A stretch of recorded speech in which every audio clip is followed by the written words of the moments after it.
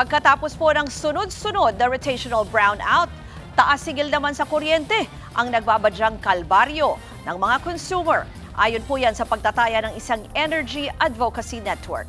Ang detalye sa Express Report ni Gerard de la Peña. Mainit na nga, nagkaroon pa ng rotational brownout sa malaking bahagi ng Luzon, si Lucy Manlapas. Sariwa pa sa kanya ang hirap na dinanas nang mawala ng kuryente ng 3 oras noong nakaraang linggo. Meron kasi siyang asma.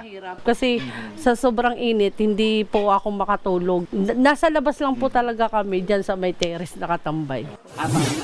Ang masakla pa, nainitan na nga sila ng sobra, magbabayad pa sila ng pagkalaki-laki. Batay sa datos sa nakalap ng grupong Power for People Coalition, doble ang presyo ng kuryente sa Wholesale Electricity Spot Market o WESM mula May 13 hanggang 15. Ito yung panahong pumalya ang dalawang malaking linya ng National Grid Corporation of the Philippines o NGCP na naging dahilan naman ng pagnipis ng supply ng kuryente sa Luzon at Visayas. Kaya nagkaroon ng rotational brownouts. Kapag walang makuhang kuryente ang mga distribution utility katulad ng Meralco at mga electric cooperatives, sa Wholesale Electricity Spot Market o WESM ang takbo nila, kung saan mas madalas kaysa hindi ay mas mahal ang ibinebentang kuryente.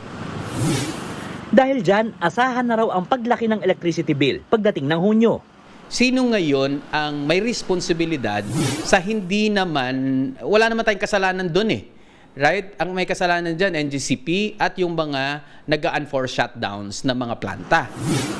Maging ang Energy Regulatory Commission o ERC, pinagpapaliwanag na rin ang mga power plants sa mga nangyaring brownout. Lalo't bawal ang unscheduled maintenance shutdown kapag tag-init. At kung kailan mataas ang demand ng kuryente, tinitingnan din ng ERC kung may sabwatan ng power generation companies. Ito nga ay isa, of course, sa laging na iisip o nakukonclude na sa tuwing magkakaroon ng kakulangan ng supply, ay ito ay sinadya nang sa ganon ay pataasin ng presyo.